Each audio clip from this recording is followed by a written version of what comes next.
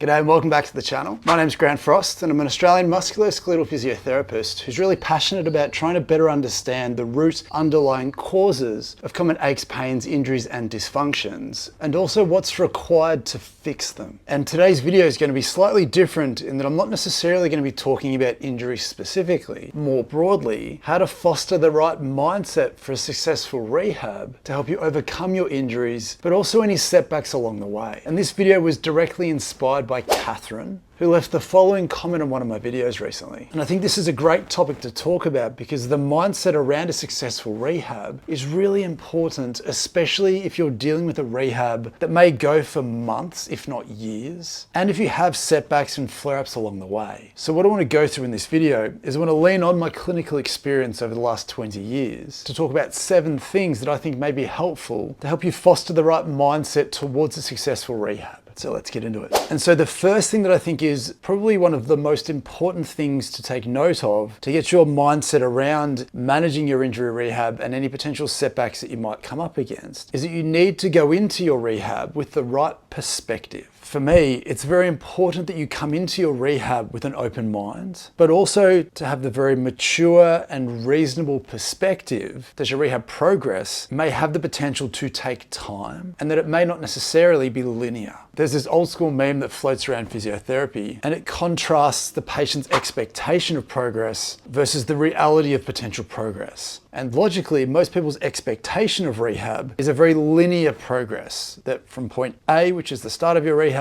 to point B, which is the end of your rehab, that it's just a straight line. But the reality for most people is that your progress is anything but linear. And that's not to suggest that your progress won't be linear and smooth, and we obviously hope that it is, and we aim for that to be the case. But it's really important to have the perspective that you may need to work hard, that there may be some setbacks, and although none of this may be ideal, it may absolutely be normal. Because if you enter into your rehab with your eyes open, but being conscious that things may not go according to plan all the time, then for me, you are more likely to set yourself up for success by having the right perspective and the right expectations. The second thing to consider is that ideally, as weird as this may sound, we don't want you to be outcome focused. We want you to be process focused. And what I mean by that is if your goal is to eliminate your back pain, it's very likely that we can't just focus on eliminating your back pain as your measure of success. That's obviously the ultimate goal. And we want to write that on the board, but also put it aside at the same time and make sure that we have a distinct focus on the boxes that you need to tick that will ultimately build to get you to that point. And although this can tend to be a cliche in sports, it's often mentioned that we want to take it 1 week at a time or 1 game at a time. We want to take that same essence into your rehab program. And while 1 week at a time is certainly a noble focus, more specifically, we might want to focus on mobilizing a specific joint, strengthening a specific muscle, improving a certain posture or a shape, rearranging a certain environment to make sure that you are cued into better shapes and postures. Building those foundations are often the platform that pain relief and a complete rehab program is based upon. And although the bigger picture is certainly important and needs to be respected and factored into this process, taking it 1 step at a time, 1 exercise at a time, 1 week at a time, placing 1 brick into the wall at a time will eventually build the brick wall that you need to succeed.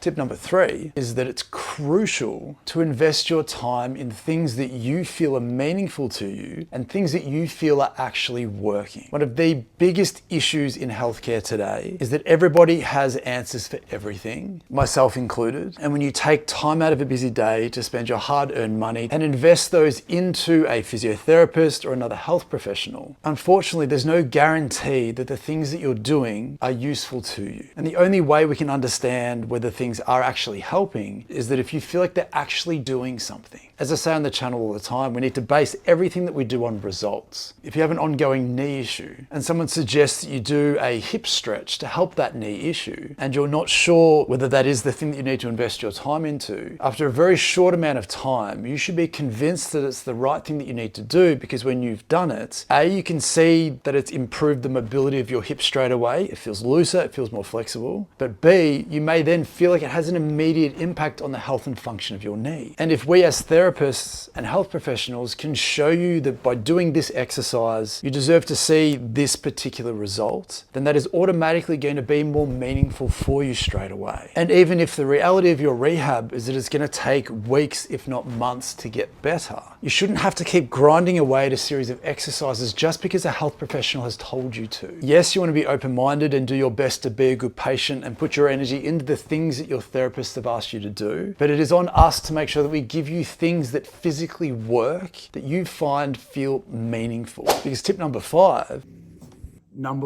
is that it's very important to acknowledge that life can get in the way of your rehab program. But if your rehab program isn't meaningful and results-based, it's very hard for any therapist to expect you to commit to that rehab program consistently if it's not generating the results that you feel are meaningful to you, but also making you feel like you're getting step by step closer to that end goal. In my industry, we tend to have this outdated expectation that we give you a set of exercises and that you need to do them for 10 or 15 minutes every single day, despite being busy and having other things to do in your life. If we acknowledge that life gets in the way and that rehab is certainly meaningful to me as a physio, and it may be meaningful to you if you're in pain, at some point in your life, you will have other things in your life that suddenly become more meaningful. Perhaps you have young kids, you have a job that you care about, you have other leisure activities that you genuinely enjoy, more than just taking 15 boring minutes out of your day to do exercises. And while that isn't to discourage people who do have the motivation to spend 15 boring minutes doing monotonous physiotherapy exercises, if you're more than happy to do that, absolutely do that. But for you and potentially everyone else, it's more important to try and pair those exercises up with other things that you're already doing during the day to make sure that you're not taking valuable time out of your day that you may want to put into other things that you care more about. For any rehab program, ideally we want consistency of effort, and we want sustainability over time. And forcing you to take time out of your day to do boring exercises that maybe you don't feel is meaningful and you don't feel is very results-based, again, that makes it hard to be consistent and isn't sustainable over time. And the second half of that equation, if your rehab program is taking time, you're into the weeks, you're into the months, sometimes it is helpful to let your life get in the way. It's okay to take breaks. Obviously speak to a relevant health professional to maybe time when that might be for you, just in case they're working to a specific plan. But have a break, leave town, go somewhere else, do something different to try and balance out the frustrating, demoralizing, challenging aspects of your life with things that you find more joyous and more fulfilling. It's okay to acknowledge that a rehab program can suck the life out of you, especially because most rehab programs aren't something that you've asked for. It's often something that's been thrust upon you in an instant and has forced you to put your life on hold in some way and naturally takes so much more of your focus than you may otherwise want it to.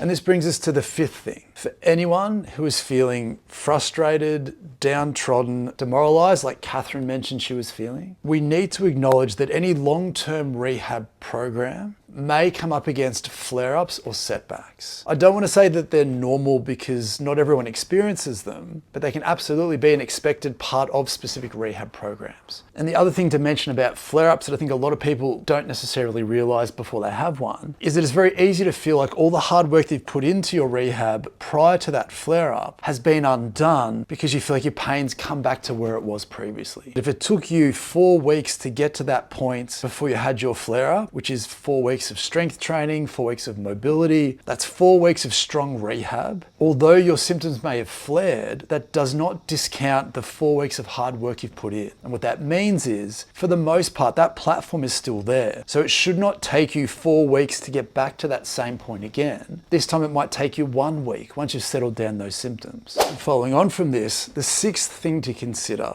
to help get you in the right frame of mind to succeed and cope with any setbacks is make sure that you've set the rest of your life up to help you succeed. And what I mean by that is make sure that you hold your therapist to account, make sure that they are there for you for your physical health, but are also sensitive to your mental health as well. If the therapist who is in charge of your rehab does not make you feel physically and mentally supported, they may not be the person that's going to help you optimize your rehab recovery. Further to this, it's okay to have a support structure in place around you. Talk about how you're going with your friends, with your family, not necessarily in a way where you're just dumping dumping on them and they're just a punching bag. But let them know how you're going. Let them know the little wins that you're having. Let them know the struggles that you're having as well, in the hope that they can also help support you along that journey. And the other piece to this setting your life up to help you succeed is we can pull other levers that aren't specific to your musculoskeletal rehab that may wash back over you and improve not only how your rehab goes, but how you can cope with that rehab mentally. Things like optimizing your sleep and focusing not only on the length of your sleep, but the quality of that sleep. Doing a deep dive on your nutrition or hydration to make sure that the things that you're putting into your body aren't contributing to inflammation and that are helping your body heal and recover faster. And make sure that you're managing your stress as best as possible. Ice baths, warm baths, cold showers, exercise, deep breathing, things that help your body regulate down to a more happy baseline. If your rehab program and setbacks and other things are frustrating to you, and you can feel yourself bubbling away under the surface, pair that up with things that drag you back down again. Because not only do we want to make sure that your rehab is optimized in terms of setting you up for success, but we can also make sure that the rest of your life is optimized to help you better cope with those situations and those stresses as well.